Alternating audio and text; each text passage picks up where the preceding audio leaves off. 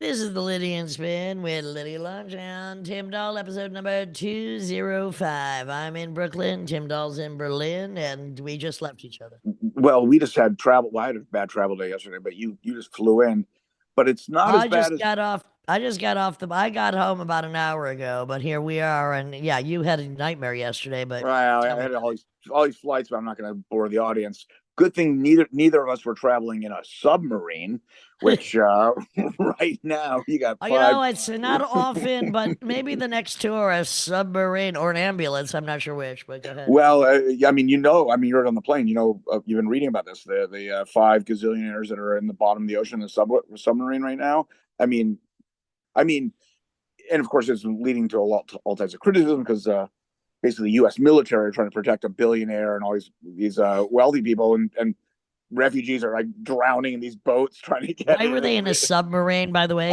They were. It's interesting because I neither of us were in the country, so it wasn't really in front of us. But they were doing a tour of the Titanic on the bottom of the ocean, and and the I forget his name, but the British billionaire guy, he'd already been to space with Jeff Bezos, and so he wanted to check this one off. And they basically have 24 hours to get those motherfuckers. And what's amazing is they kind of think they know where it is, even though they did a whole surveillance kind of coverage of the equivalent of the state of Connecticut in the ocean.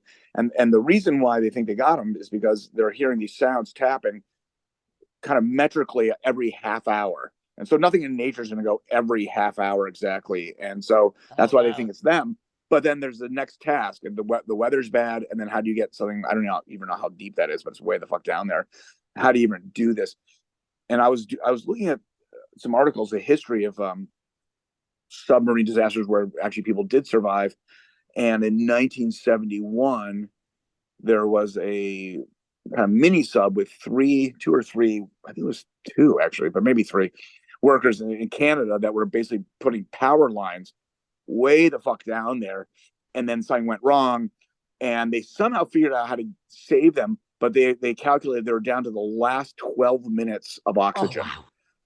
Because once they got them up, it was opening the whole thing. It was a whole fucking disaster. But anyhow, You know, sometimes after a retrovirus gig, I feel I'm down to the last 12 minutes of oxygen myself, I must say. mm, mm, mm.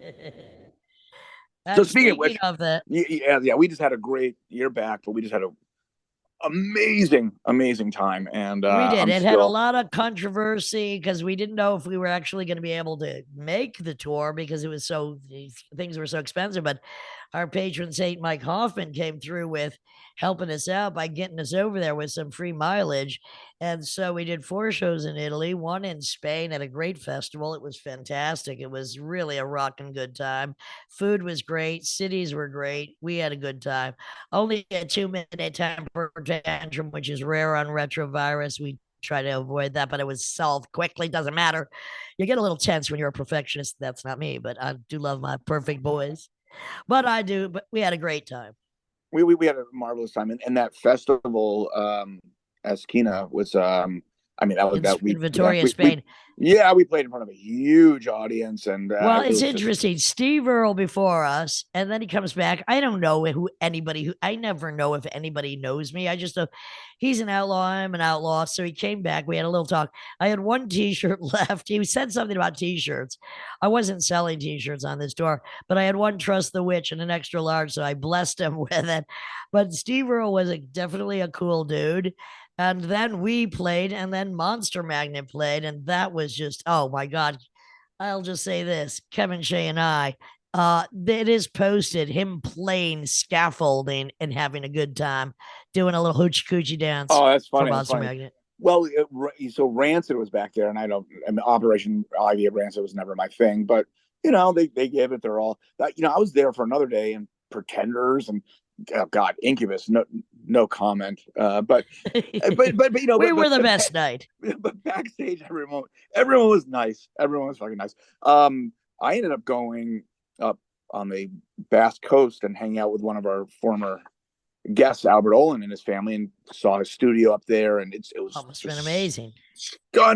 stunning landscape and the ocean. So all that, and they're so fun. His family and well, I think we had there's some of the best food of our oh lives in oh Italy oh this time. That was ridiculous. absolutely all the.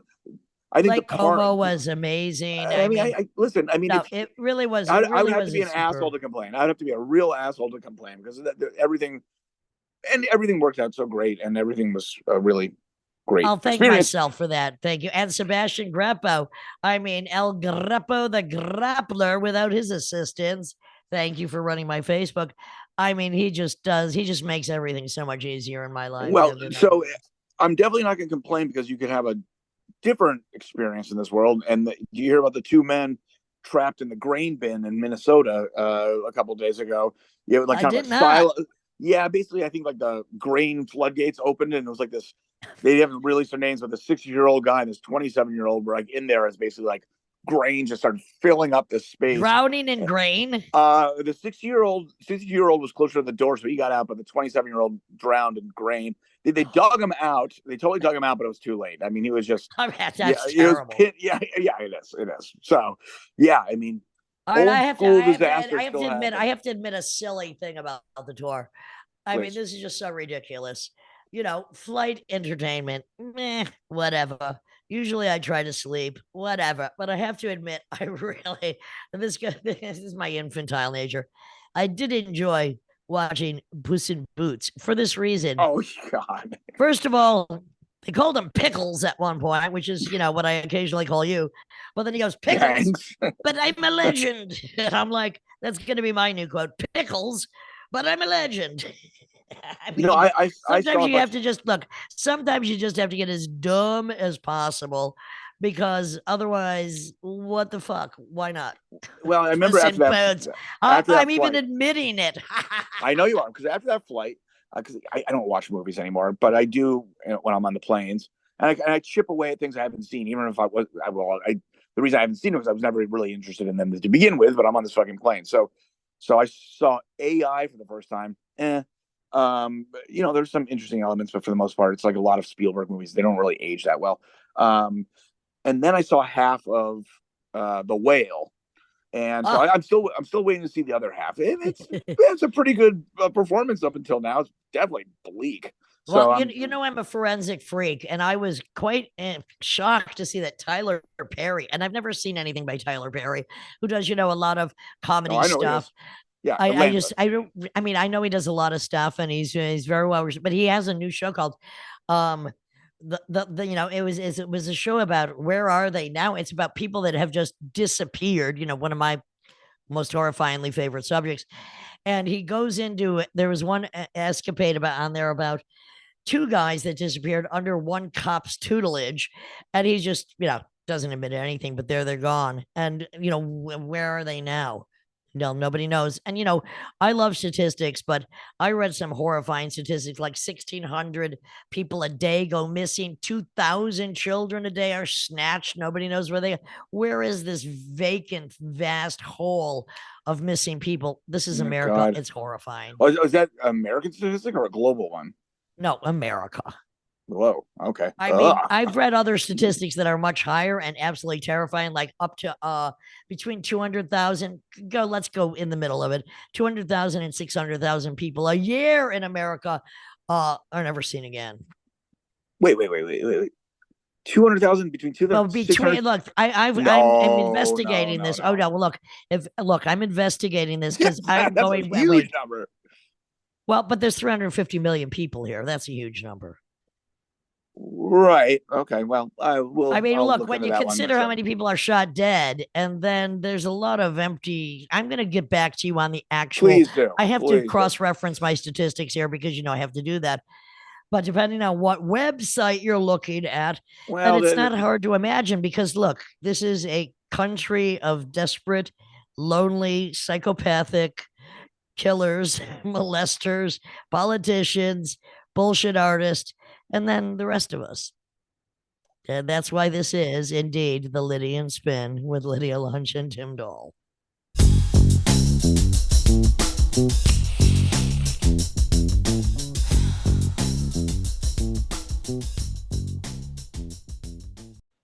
This is from King Kong Theory by Virginie Despentes.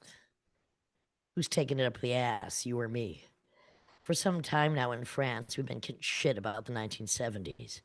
How we took the wrong turn, how we fucked things up with the sexual revolution. Do we think we're men or what? And with all our PC bullshit, you have to wonder what the hell's happened to the good old fashioned masculinity of dad and granddad, who knew how to die on a battlefield and run a household with wholesome discipline, and with the law to back them up.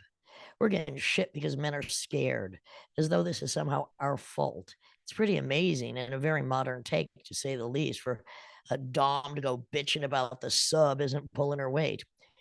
Is the white man really laying into women, or is he just trying to express surprise at the downturn in his stock around the world? One way or the other, the way we're being skewered, called to order and controlled is beyond belief.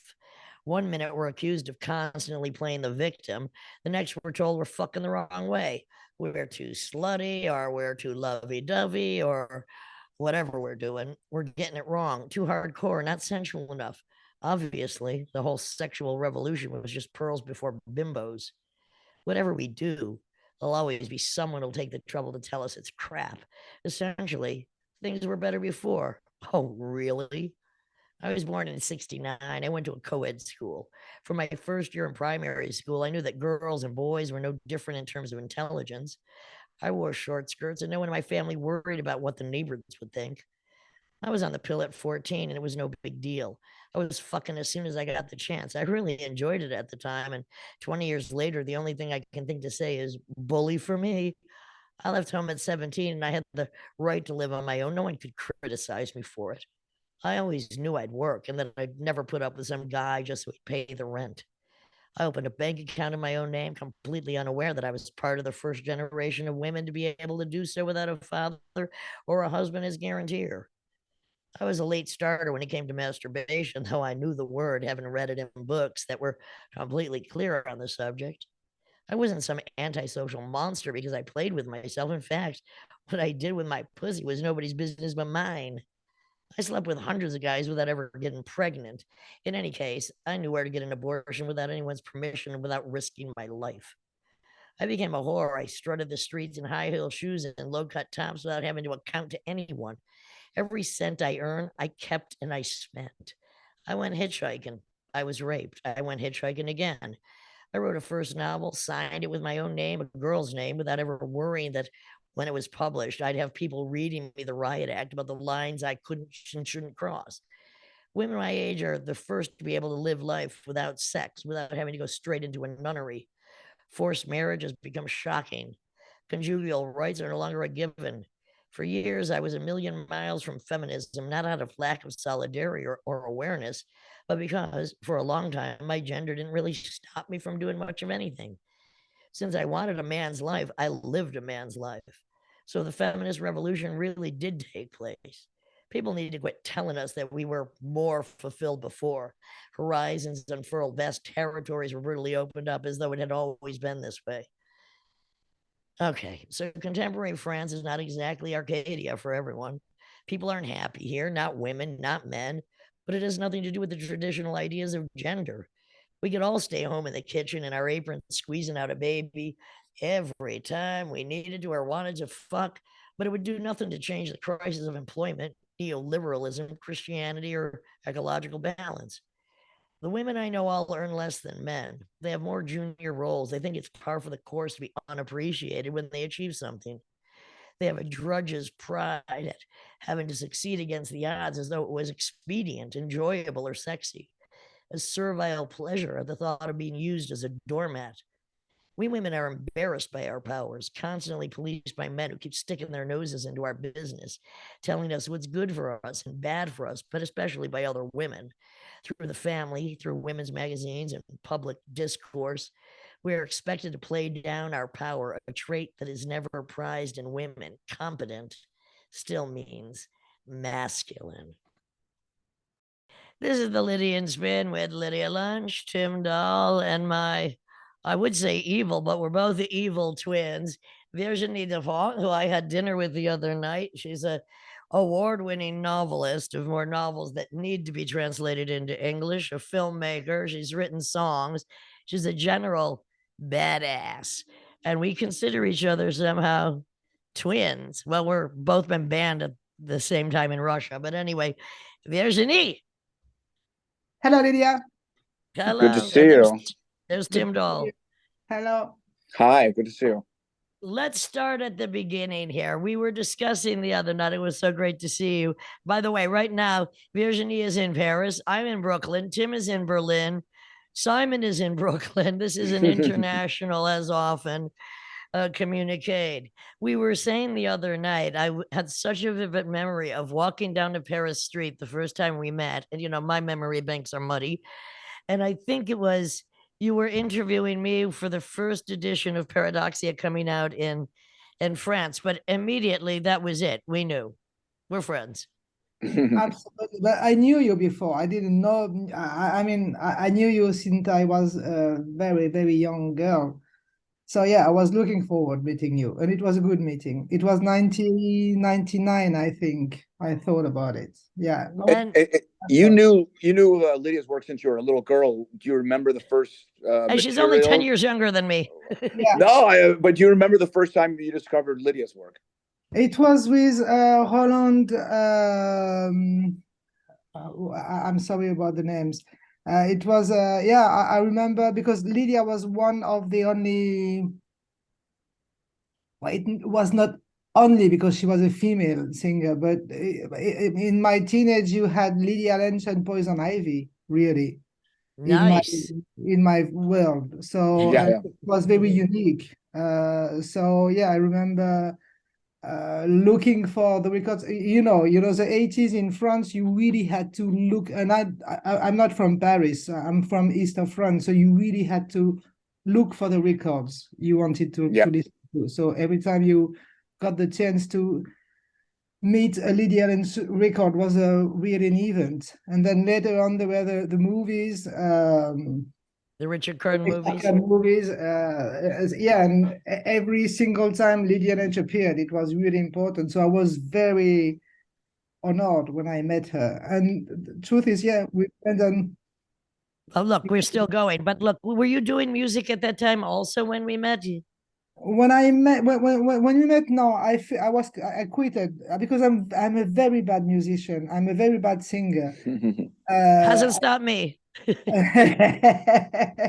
Well, it had to stop me. No, I did publish my first novel when we met. I remember I published two novels when we met. Well, then let's talk about Baise-moi for a minute. Was that your first book, Baise-moi? That was my first book. That was my first book. Baise-moi in English means fuck me, and that was my first book. Yeah, and when I published it, it was I liked the reception, and yeah, I never stopped writing. I remember seeing the film version of it, which was quite controversial to even get it made because it is like a pornographic Thelma and Louise in a sense. It's a revenge story. And what's interesting is both Paradoxia and Baise-moi, they have some kind of strange similarity. And they Absolutely. were right. And I mean, I knew about you from the film. That was the first, or I don't know if we met first or I saw the film first. But after that, I mean, that was it. I want to explain a little bit about it's more than a mouthful. It's even more than one brain can handle. But basically, Virginie covers topics that range from not only people impoverished and in misery, but the impoverished morality from people that are either rich or poor. It doesn't matter. I like when somebody said it was kind of almost it has some parts of social slapstick because it is horribly funny at times, incredibly poetic. And I almost see a comparison to Charles Dickens and Hubert Selby, somehow with a little Simone de Beauvoir thrown in. I don't know if any of that makes sense. Well, you're laughing, so it is. I mean, would you? I don't know if you consider yourself you might be anti-nationalist, or maybe you don't even consider yourself French. But there's a long French tradition with taking tragedy and somehow filtering it into a laugh, even though it's brutal at the same time. And I mean, there's a long, in fact, kind of Americans took that from the French. I mean, I don't know if Voltaire would be in that category or not, but just a kind of sarcasm towards just the whole fucking system and just finding pleasure in this fucking shit house. Yeah, but we took it back from my generation because I believe in generation. My generation, we took it back from America. I was really a Okay. reader of Selby and a reader of Burroughs and a reader of Kathy Acker was really important. And also punk music. I will call your music punk music. It's not punk music, It's Lydia, but punch rock, honey, punch I rock. know. But also had a very strong influence. And American cinema in the 80s had a very strong influence also on French writer. I don't know if you know someone called Philippe Dian who wrote a lot of novels, and we are very influenced by American, also by French literature, obviously, but also by it's a mix with American literature. What was some of the cinema that really impacted you and that also made you think, okay, I have to make some films too? What was the cinema of the 80s that really was speaking to you? In the 80s, I was obsessed with Abel Ferrara. I don't know if I pronounce it well, but Abel Ferrara, how would you? Abel Ferrara, yes. Yes. His early work, I was Ms. really 45. Yeah, and King of New York and China Blue. I was really I saw them, and William Friedkin also really obsessed me, and obviously Bad Lieutenant. Do you like Bad Lieutenant? a lot. Yeah, I do too. You know, it's funny. We're going back to comedy because I view the Harvey Keitel Bad Lieutenant as a comedy. It is such tragedy, and every scene outdoes the next one for just going down the fucking tubes. And I just find myself laughing, and I shouldn't be, but I just find myself fucking laughing. It's like me and the wood chipper scene in Fargo. It's the only scene I laugh at. The rest of the audience was laughing throughout. I was ready to kill them all. The wood chipper scene comes along. I'm hysterical. Everyone wants to kill me then. It wasn't very difficult to get Baise-moi, to get your film made because it's a harsh subject. And I mean, the French, of course, have more tolerance for sex and horror, death and life and love. I mean, in American cinema, in big budget cinema, we had that great period, of course, during the late 60s to early 80s, where a harsh reality in life meant something to be put on the screen in the ugliest, brutal, and most honest way possible. Did you find it difficult to get your film made? No, because it was more than 20 years ago. France changed a lot, but 20 years ago, it was a low budget movie. It was a video movie when not many video movies were made. So it was very cheap and it was quite easy. Then after that, it was not so easy for people to make some work with graphic sex in it. We made the difference in a bad way. After that, producers knew that they shouldn't touch that kind of subject. It's interesting because you're saying the authorities got more conservative. Is that what you're saying? The politicians? Oh, really? Yeah. In France, I know, but what I'm getting at is it's kind of interesting because the high tolerance of sex in pop culture had its liberations, but at the same time, you know, France was kind of late to letting even women vote compared to some other countries. So what goes along with this was also a high tolerance, but who gets all the benefits of that high tolerance? Because the men kind of did, as far as I can see from the outside. And so it's kind of a double-edged sword. You have liberation to these things that should be liberated, but then it's imbalanced with who has the power of that liberation. But also post Grove Press or quite often forever in France, in literature, the same way in comic books, you could get away with a lot more by being more brutally honest about the horror of existence. And also French horror really took a domination some years after that. I'm thinking of Martyrs, one of my favorite films of all times, which when I've showed some of my friends that, they said, don't ever recommend another movie to me again, as long as you live. Well, and Gaspar Noé might have the same effect to some people. Absolutely. Was it under Chirac? Like what political system was where it got more conservative? Was it under Chirac? I don't think so. I don't even before that. It was 2000, okay. 2000. Oh, that's Chirac. That's Chirac, definitely. Is that what that was Chirac? Yeah. Yeah, because he was standing next to Bush. Yeah, during 9/11, he was standing. That was definitely him. Interesting. I mean, I'm just curious because what I'm always looking at France and with sex and all these things. French feminism, for instance, is very different than American feminism on many levels. do you consider yourself a feminist? And if so, do you consider yourself one in what school?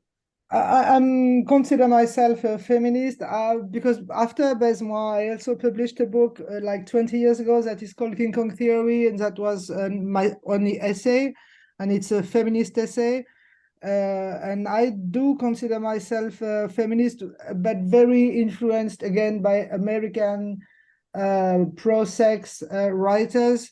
Like I was really interested in the sex worker being able to write some stuff like Carol Quinn, like Annie Sprinkle, and it was very far away from France. Again, you had to really search the articles, the books, to understand that some sex workers were articulating a feminist discourse in America. In France, it was very invisible. If you were a sex worker, you didn't have any voice, anyone talking about it. So it was very interesting for us when I was young to listen to what was going on in America at that time. Well, also, Virginie, we share in our teenage years quite a ruffian type of existence.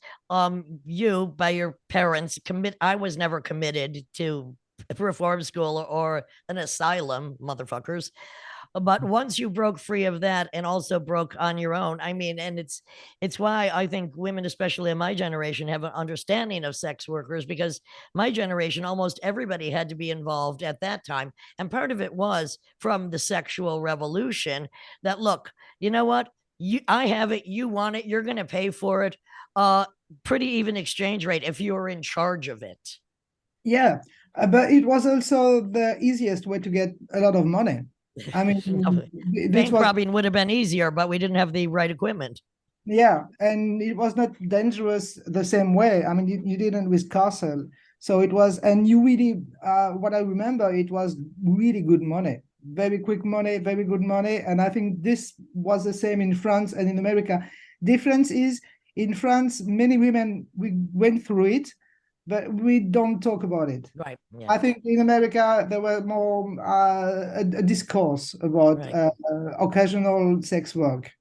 And it brings up to what I'm doing a few months ago, and then next month also, is getting women who are in burlesque to keep their clothes on and tell stories, because it's important to have these stories told, you know, from all different echelons of experience. And it's very important because usually you have a story when you do that kind of work. This kind of I would think so. You don't think so? Backstory, present story. I would think so, unless there's some kind of zombie sex fetish. But I think if you're paying attention, I would hope so. I would hope so, unless you're coming across some boring Johns. But I'd hope so. So it's interesting because a lot of the transgressive sexual literature, again, France has a long history of this, and yet they weren't letting women do it. And or they just weren't doing it. But can you talk to me about obscenity laws in France? Because there's a long history of those here. I don't know what you call them in France, but I would assume something similar. We don't call it obscenity laws, but we have a strong story of censorship. And in 2000, when we made Baise-moi, we thought many of us, because there were Catherine Breillat, there were Gaspard Noé, there were a lot of movies who wanted to go to break Beyond. the area between pornography and mainstream cinema. And we thought it was going to be possible because why not? And the opposite happened. It got more prude and more, I mean, cinema, but I think the same happened in American cinema. It got really less interesting. They didn't want to invest money when in real subjects. It became something to sell popcorns to family, really. Absolutely. Well, also, wait a minute. Violence, you could kill hundreds of people in film, but dare you show somebody actually enjoying having sex? This is what's always been a problem. Because you can bring your children to see some slaughter and blood, but you can't bring your children to see a fellatio or a cunnilingus. A fellatio, yeah. Yeah. Well, it's absurd. And the thing is, by the time, I mean, I have a friend who went to film school not even that long ago at Tisch, and they're just talking about this transition where market research starts writing the script, and that the scripts are designed by actual market research before the fucking thing starts. And in fact, they have the storyboards and stuff before there's even a script. And so you're talking about the violence. They show the violence. The violence is actually economic violence towards our fucking brains and what we actually are forced to fucking see. But anyhow, absolutely. Yeah, I want to go back. I want to go back to something I often harp on, and it having recently been both of our birthdays, Virginie, and mine, of course, being the same as de Sade. What people don't understand about the writing of the Marquis de Sade, they always focus on the most, repulsive, the most extreme. They forget, they overlook what the philosophy is. And to me, what he was saying is what we've seen in America recently, and of course, both with Dominic Strauss-Kahn and with Jeffrey Epstein, is if you're rich, you can fucking kill whatever you want. And that's what de Sade was saying. And people seem to overlook that. And his best piece of writing, anyway, was Dialogue Between a Prayer and a Dying Man. Very anti-God, very pro-nature, extreme in the extreme, but valid because at the bottom of all the vulgarity is a philosophy of the individual and of the way society can get away with whatever it wants, but the individual will be put in chains for talking about it, as he was for 17 years. Yeah, and also Marquis de Sade was really interesting because his sexual behavior was not that extraordinary in the time, but he decided to talk about what he was doing and to introduce it to his philosophy. And also he decided to talk about, he was brought to war at a very young age. I mean, he was like 14, I think, when he got to army and got to war. And then he decided to talk about what he saw, which was a lot of murder. And he talked about what was going on. Instead of talking about something different, he talked about war and sex. And because his sexual behavior was not that strange at the time, when you no, but the sexuality of the priests, talk about it. The sexuality of the church, both in murder and sex, the sexuality of the bourgeoisie, of the super rich, of the nobility. I mean, all of it is right there. And it hasn't frickin' changed. Yeah, and it's bland. This is where you are very, in my opinion, a very sadist writer. Sadian or sadistic writer? Both, actually. Yeah, you are fine. Well, Virginie, because you're talking also about, a young de Sade witnessing war. You're from Nancy, which is not so far from Germany. So I'm sure your grandparents and stuff, really the front fucking lines. You must have grown up on these stories of just insanity, really insane stories. Yeah, it was really strong. When you grew up in France, my generation growing up in France, war was really a theme. And I think you have to understand, first 14, 18 wars, it was 20 million dead people. So it was obsessive with the old people. They were talking about it all the time. Most of the men didn't come back. So it was like a big hole. And then what they decided to do just after that, another big war, the Second World War. So it was, when you were children growing up in that environment, it was very, very strange to understand what was going on in the adult world. Yesterday, we were talking about being young and understanding that something was wrong with the adult world. And I remember being 8 or 9 and this obsession of war in the grandparents, the uncles, the old people around me. And I was a children thinking something is really wrong. That's really exactly wrong. That's what we were saying the other night, is when consciousness hit me that not only is there insanity in my family, but I see it outside, and then I see it bigger and larger and greater. And then you understand the domination of the patriarchy, religion, and money as the main sadist of all existence. And you also having that view at a very early age due to the constant bombardment of a country under and having wars. This is another thing we share very much. And my subjects are always, people act as if nothing happens. That was really, this is exactly what we were talking the other night. People are asking you to act as if you didn't know that something is really wrong. And that's, I think, is at a very young age, it can change you. Well, I guess it changed us for the better, because we're not shutting up, are we? Hell to the no. So you're having this incredible success with your novels. I mean, look, we do the work we do because it's the work we have to do. It's the work we do and we do it.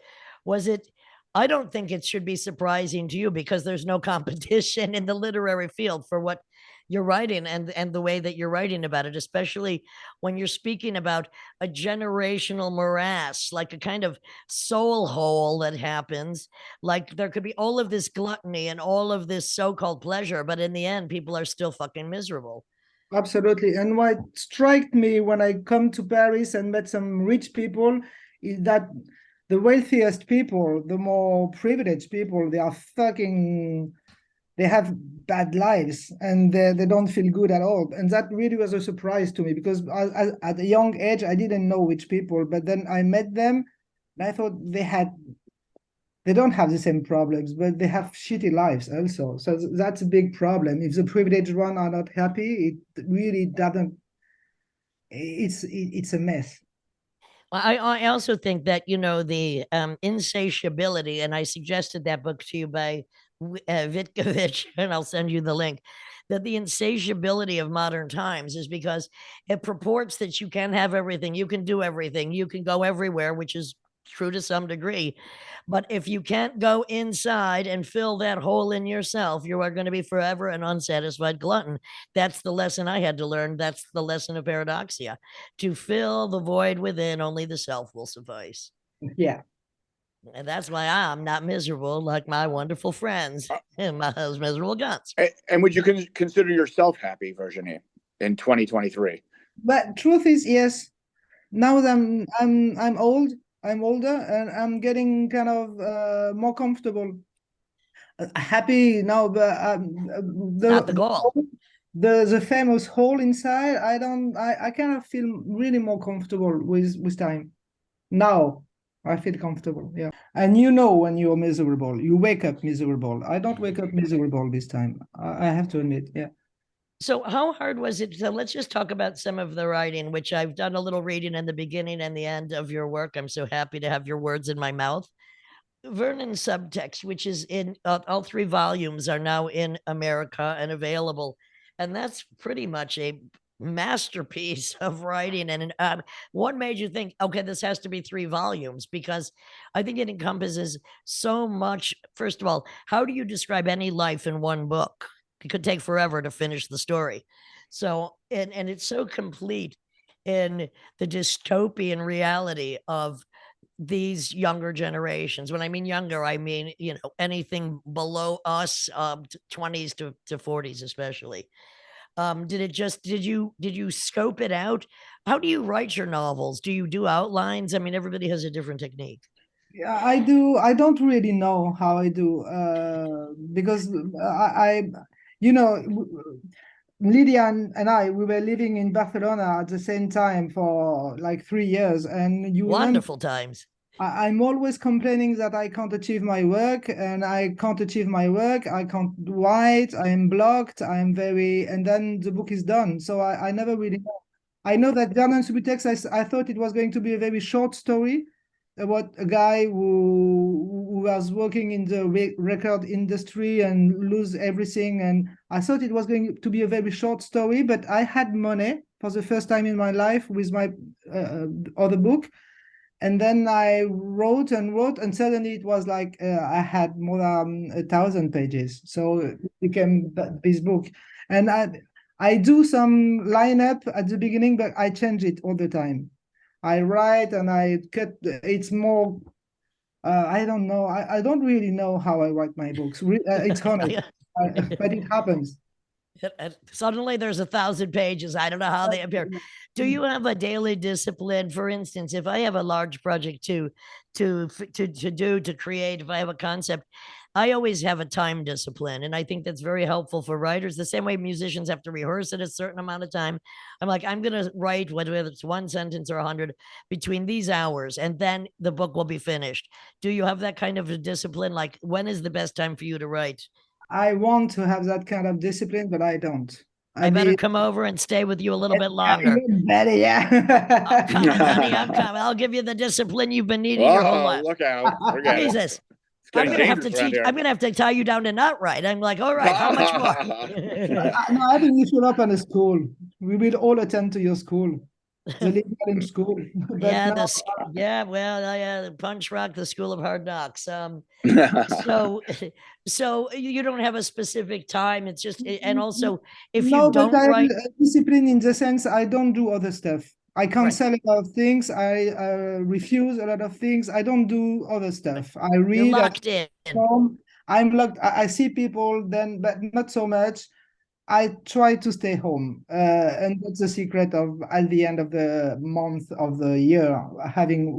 If you do other stuff, I think you lose. You lose your whatever it The makes. zone. You Yeah, lose the zone. yeah, and I refuse a lot of things. I stay home a lot. I don't. You know that, and it's very difficult to write to me to get an answer.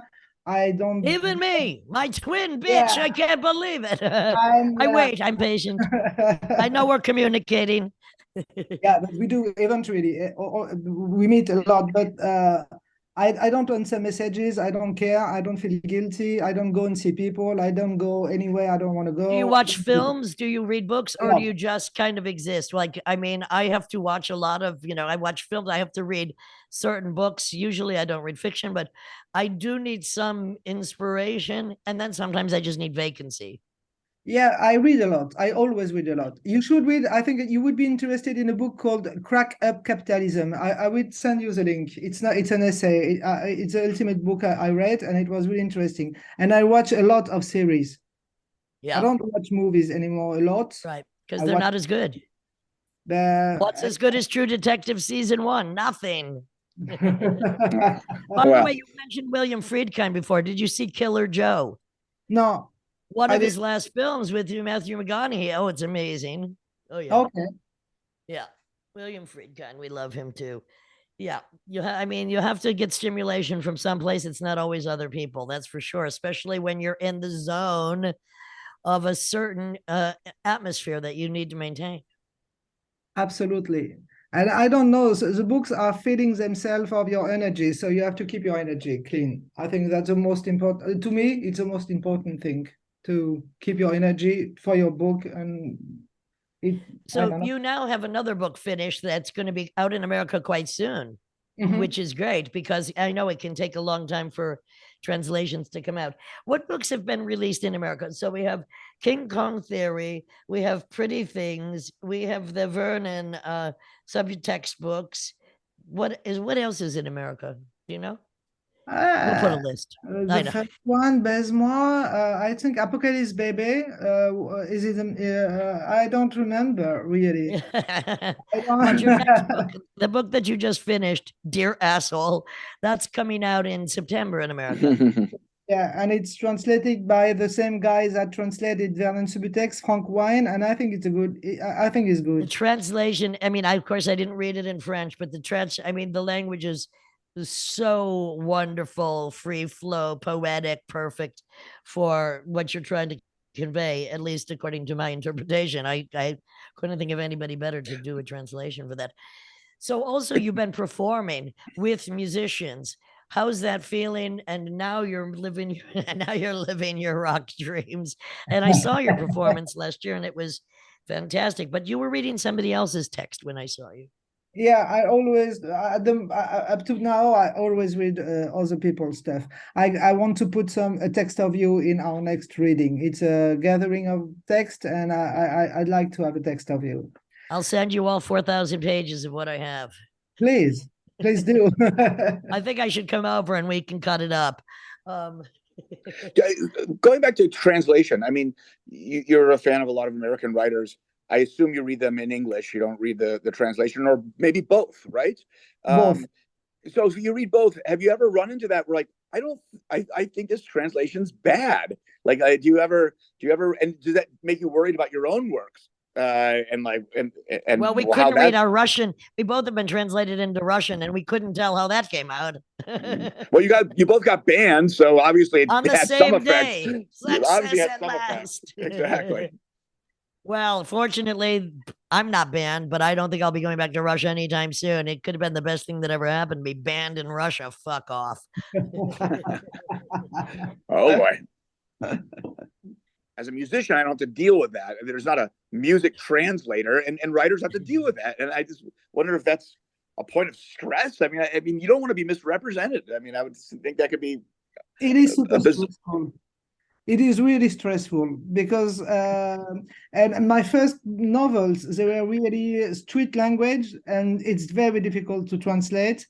And people usually don't understand how difficult it is, so they give it to not so good translators. And sometimes you understand the language you are translated in, and it can be really sad. I remember Theory, the first translation, we went through it with Lydia Lunch to try to correct it a little bit. Then they made it again. But yeah, sometimes you read your book and you're sad. It's difficult for my writing to be translated into French because my writing is so brutarian, and French is so much softer in a way. So that's very difficult for my stuff to be translated. I mean, it can change history. I mean, there's just a few years ago, there was these new interpretations of Chaucer. You know, I mean, this shit, like, they realized that there's like one element that the historians fucked up on. They're like, wait, this means something completely different. You missed that one important sentence. Well, it's not about me, but I do have a specific example. Virginie, when you're finished, especially, I mean, when you finish a frickin' trilogy, how long did that take you to write? First of all, the three-part, fantastically fat and poetic Vernon subtext. How long did that take? 5 years. It was 5 years, yeah, because it was published. You know, I finished the first one, prepared the second, and wrote the third one. So 5 years, yeah. Yeah, that's a big chunk of time. Did you feel when that's done, like, okay, deep breath, or were you already racing for the next thing because it took such a big amount of time? No, I didn't race. I made the reading we were talking about with the musicians, and it changed a little bit it allowed me to go a little bit out, see some people, take some fresh air, and then I wrote the next one. And it was it was a kind of success in France. So I had money. It was a huge success. Wait a minute, baby. It was a huge success in France. Yeah. So the queen of French literature now. Come on, all hail the queen. I was cool with, I had time. So I took time. Well, I know it would be a compliment if you had any competition, but you really don't. So I don't know if it's really a high compliment. Is it the queen of Paris and the king of New York together always somewhere in the hyperverse? Do you, after you're done with one of these major monster pieces, do you have a big sigh of relief? I mean, do you take time to just empty out what you just were, you emptied out by putting so much energy in the book? Do you then take time to empty further and then refill? Yeah, not so much now. After I published the last one was published in France 1 year ago. What is that? What is that called? Dear Asshole. Oh, that's coming in September in America. Yeah.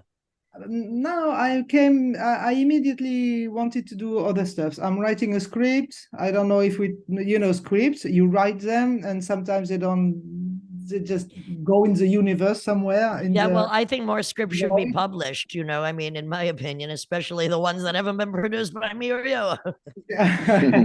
Well, you know what a nightmare it is to make a film, because you've made documentaries and you've made a few films, and it becomes, even when you're doing it, you're like, how does anyone make a fantastic film? There's so many people involved. You have to trust everyone. You have to allow creativity, or you have to do it on such a small scale that you know exactly what's going to happen. It's really a conundrum. Absolutely. But sometimes some people are gifted. I'm not gifted with this movie because I'm too impatient, and it stresses me that there is so much money involved. Yeah. And you're all talking about money with the movies. But I see people like Gaspar Noé, for example. He's fucking gifted. It's his thing. Or he gets away with it.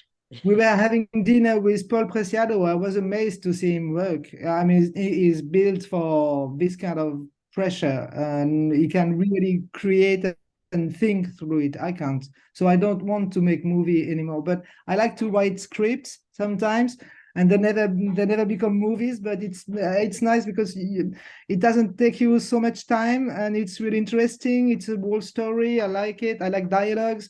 So sometimes I write scripts. This is what I do now. Well, maybe we need to have more audio plays produced on the radio. I think That's so. true. Yeah. Mm. Yeah, and Well, I'm I mean, listening yeah, more like and radio more. dramas. Yeah. I'm listening more books, read books now, audiobooks. And I think because I began with the Viola Davis book, you know, Viola Davis, Yeah, Yes, yeah, yeah, yeah. yes. the actress. Since I listened to her book, I've been listening to a lot of books, and it's a super great way to enter in a And I story. can't wait to read some of your books. I'm I going want to. you to, And please, on this Lydia. episode, we just have a little bookend at the beginning and at the end where I'm reading some of your stuff. So that's just my audition tapes. But that would be fantastic, really. Because Why yeah, we are. Barcelona? I mean, I was so happy when we were both in Barcelona. I mean, when I first went in 1984, I knew I would live there eventually. And then at one point, well, it's just a great place to fucking live. And you still go back there a lot. I'm living half time in Oh, Barcelona. okay. Yeah, Yeah. and I don't blame you. Because I it's don't blame you. Paris is quite difficult, and because Barcelona is cool, and I loved it when we were neighbors. A lot of great dinners. Hmm. We had Buster, my cat. I was I was in Barcelona. I'm like, what the fuck did I do? I don't know. Well, 8 years for me is a marathon anywhere. Usually it's 2 or 4 years. I'm jumping, to the next Although Lydia location. did But make the point, and it seems like to be a pattern with all the great cities on the planet right now. They're all just a little more conservative, closed a little earlier than they used to be. They all seem to be not what they once were, usually for worse. You have to understand cycles and patterns, and then you Yeah. can easily. But this is a What's global interesting, pattern, it seems like. yeah. I mean, look. Also, I really do believe that pre-internet, that cities were magnets because people had to go to be with like-minded individuals and types. You knew that you had to go somewhere else if you didn't like where you were. Now with the internet, I mean, it also goes down to even like huge music festivals. Like people will go for 3 days to see 20 bands, and then a lot of clubs close down. I mean, in Spain, this really happened. So here you have the one big thing, and then good luck the rest of the time, motherfuckers. Yeah. So, so you spend what, half? You said half the year in Barcelona, and that's, I assume, like kind of the winter months, or it's random. No, it's random. But you don't go to Barcelona in summer because of the tourism. Tourism is really what's killing Barcelona. I consider myself a little bit a tourist, but not so much because I've been living there for 15 years now. But tourism is really what. And isn't tourism pretty big in Paris in the summer also? Well, nobody said they liked Paris. And Paris is big. Paris is huge. It's huge. It's huge. Very expensive, so there is not so much tourism as in Barcelona. And Paris is changing also. Paris is getting killed by tourism also. By tourism, and also I suppose I don't understand fully the politics of housing politics, but in Barcelona and in Paris, you understand that something is wrong. Well, look, how many more refugees, how many more how much more homelessness or refugees do we need on this planet? I don't even know in the millions what that is. But between war and then capitalism at the detriment of all humanity, I don't know what to say. But when I'm in Spain, I think, I've traveled a lot around there, and I'm like, there are so many great places anyway. But I feel that way about America too. I feel like, maybe I should, what about Richmond? What about Charleston? I'm always like thinking about the next move. That's why I stay on the road, because I'm a road dog, just like Tim. We're road dogs, honey. Road dogging. So, yeah, I mean, you I guess writers have a big history. In other words, were you just telling me that you're kind of antisocial because you're so dedicated to your work, and that it requires you to be antisocial? You seem very comfortable in a social situation, but you prefer being alone? I like to be alone. I like to see Lydia because we have the same schedule, 1 hour, 2 hours, and we are done, and that's a good timing for me. Now I'm not antisocial, but I like to be alone, and I don't. I get bored very very easily. And for example, when we go on very small tour with the band for the readings, I like it, but I really like to go back home and not. I think one of the biggest privilege to be a writer is you don't have to see anyone. Interesting. I like my dog. I like my yeah. Fair enough. Well, I would prefer, as I've said many times, my best performances are done in my living room anyway. So, not the bedroom. Please, Tim. I don't. I'm sorry. I had to ask. I mean, I don't know. Who wants to go to the bedroom when you've got a beautiful salon where you could perform all sorts of There you disarming go. activities? There you go. Yes, of course. But you gave us a fantastic performance yesterday, Lydia, at the dinner. Oh well, I mean that's the show. It was fantastic. Well, Virginie, I always tell people when they ask what it's like to tour with Lydia, I go, well, there's the official show, and then the show doesn't really stop. It's just part of it's on a stage with instruments. Look, I'm show folk. It's what I do. I'm show folk. Thank you, Danita Sparks. I'm show folk. It's what I do. The circus is always in my head, and that means it's in everybody's town whenever I'm there. I can't help it. I'm an offstage comedian. Tragedy on stage, comedian off stage. It's a good balance. I'm all for it. So so Virginie, I mean, right now, I mean, do you plan your? Do you have books in the wings, as we say, that for years that you're like, I'm finally going to get to this one, or is it just one at a time, or do you have a stack of things that you're just chipping away at? Nah, there are books I would love to write. I would love to write a book about vampires. I was amazed by the Anne Rice trilogy in my youth. Really? I was amazed by this trilogy, and I want to write a vampire book, for example. I'd like to write another essay. There are books you want to write, but at the end, I write other books. So I have projects, and then the reality comes, and it's other books. So I think essays are very important. I think short stories are very important. Yeah. I mean, as well as I don't write novels myself. I wrote a memoir. It's not a novel. I publish anthologies or a cookbook or whatever. But I mean, as somebody that mainly is starting to write for the stage and continues, hence why I need no editing. Thank you very much. I think it's very important to have essays and to have short stories. It is. It is good. It says, for example, I'm about American writer. I'm very interested, as a lot of French people, European people, by Bret Easton Ellis, and I really enjoyed his White. I don't know if you read it, White. I haven't read White. No, I have not. No. It was interesting to me. It was really I like his fictional work, but it was really interesting to see how he did it. It was. And it's really a book about people our age. All the subjects he touches are subjects we are thinking about it at one occasion. Well, I'll recommend Jerry Stahl's last book, 999, about him visiting the concentration camps with a group of middle-aged Midwesterners on a tour bus. It's so beautiful because here is somebody who has a lifetime of depression and anxiety. And when he's standing over the graves of hundreds or thousands of people, he has to realize, I'm a fucking asshole. My problems are so much smaller. And again, he's such a poetic and hilarious writer dealing with very dark subjects. So he's somebody that's always very, close to my thoughts and who I've toured with and who we just adore anyway. Yeah. We'll read it. 999. 999. I would read 999.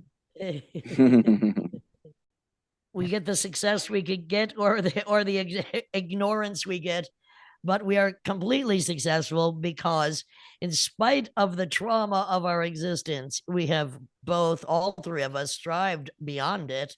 Everyone deals with trauma and in different ways, and you were a victim to sexual violence.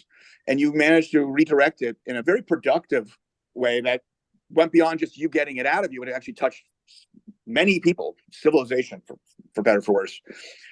Do you find yourself critical of people that are maybe haranguing on the tragedy, on the actual disaster, and giving ultimately power to the people that actually did them wrong, rather than taking it over and owning the power and giving it back? Do you find yourself critical of people that just pigeon themselves in a black hole of these moments? No, very good point, Tim, though. No, I'm not critical. I think people deal with the traumas they encounter the way they want. You don't have to apologize. I don't have to apologize to have made a creative work about it. And you don't have to, if you want to whine and shout and destroy everything or whatever, I'm not critical. I think you don't have to, I don't blame the victim. I don't care about I don't care. Whatever you want to do with it, go. If you feel you have to whine all your life because you were touched other children, just go. I don't criticize. I don't want some authority to explain to me how I should feel about what happened to me, whatever trauma it is. I don't submit to authority. There should I wouldn't be critical of the victims in general. I'm not critical of the victims, but I really wish in this day and age, because everything is going so far backward and we have such an extreme book ending of obscenity, war, violence, death, murder, and then the new Puritanism. I want women to know how powerful they actually are.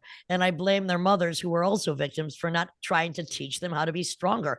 And also fathers for being the fucked up assholes, motherfuckers they often are, and not teaching men respect. And basically, when it comes down to the individual, I think I want people to be comfortable in themselves and able to overcome in the realization that whatever horror they've gone through, so many other people have gone through worse fucking horror, and that you can't make the world what you want it to be just because you wish it was something nicer for you.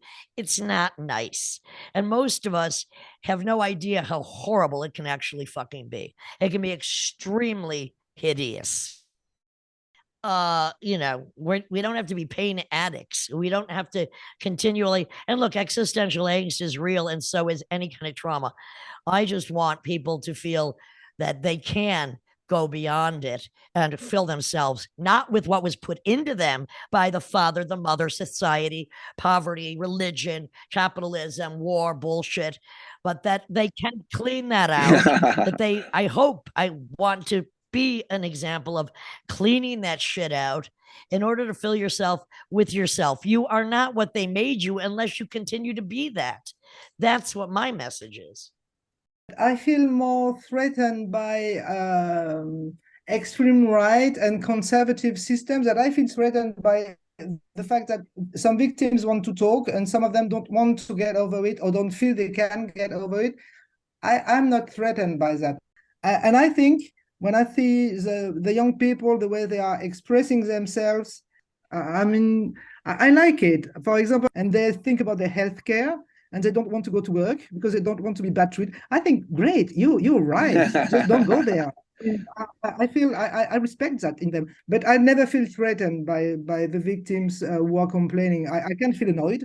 I can feel like I'm gonna stay home and not meet those people, but I don't feel threatened. I feel threatened by extreme right. I don't believe in that either, but I believe people need a perspective, and I want people to get over it. And of course, I mean, the one way to get over so much trauma, and it ain't going to happen in our lifetime, is to end the fucking patriarchy and level the playing field of who's in positions of fucking power, and also to present more examples of somebody who is striving to not be continually pummeled down by the extraneous bullshit put upon them by family or society.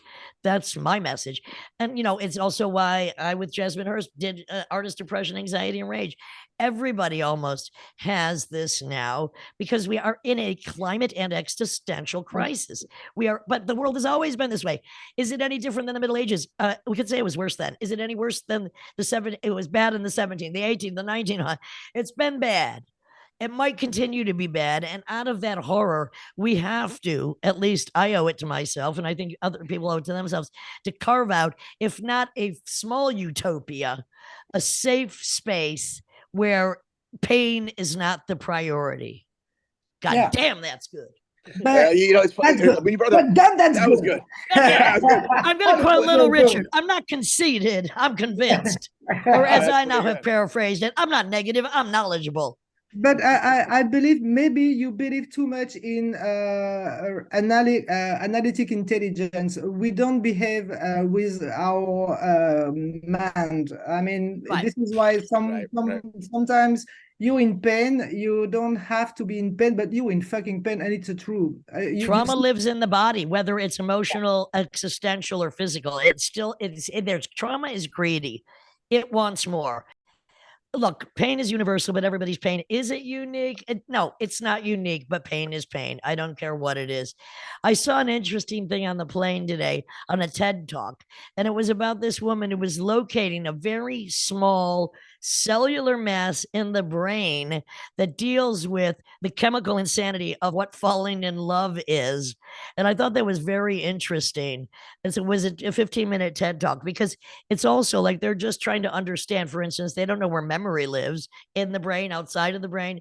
And the same with trauma. We know that trauma occupies physically organs in the body, and it's very hard to get rid of. In the meantime, let's try to enjoy whatever we fucking can. Let's rock. Let's rock. No, I love these insights. I'm glad it kind of went in that direction here as we taper off of this great interview, and I'm being sincere. And I'm gonna be, as I have begun this episode. I was gonna say escapade.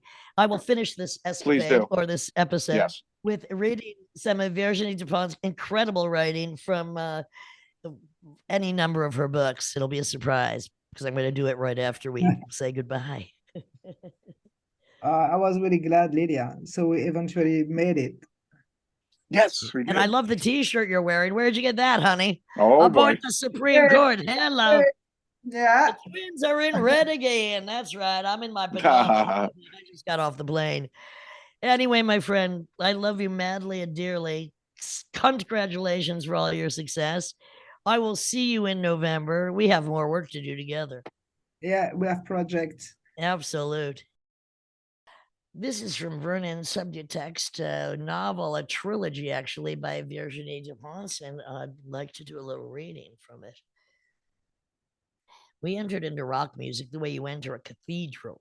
Remember, Vernon in our story was a spaceship. There were so many saints everywhere, we didn't know who to worship. We knew that as soon as they pulled out the jack plugs, musicians were human beings just like everyone else. People who went for a shit and blew their noses when they caught a cold. We didn't give a fuck about heroes. All we cared about was the sound. It transfixed us, floored us, blew our minds. It existed. We all felt the same way in the beginning. Jesus, fuck, this thing exists. It was too big to be contained within our bodies. Tearing through our youth, we didn't give a fucking clue. We didn't have a fucking clue how lucky we were. I remember the guy who first showed me the 3 chords of Louie Louie on the fretboard, and that night I realized that with those 3 chords, you could play almost all the classics. The first time you had calluses on your fingertips was like getting a diploma. The first song I learned to play all the way through was She's Calling You. Took me all summer. We were fighting a war against half heartedness. We dreamed of the lives we want to live, and there was no fucking killjoy there to tell us that in the end, we'd give up. When I was 16, no one could have convinced me that I wasn't right where I was supposed to be.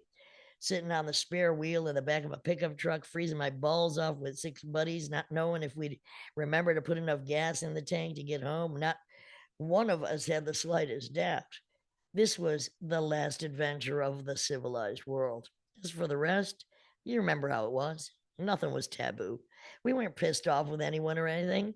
The rest of the world simply didn't exist.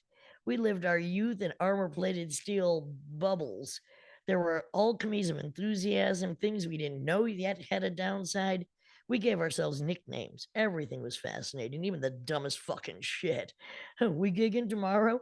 That was the only question I ever asked myself.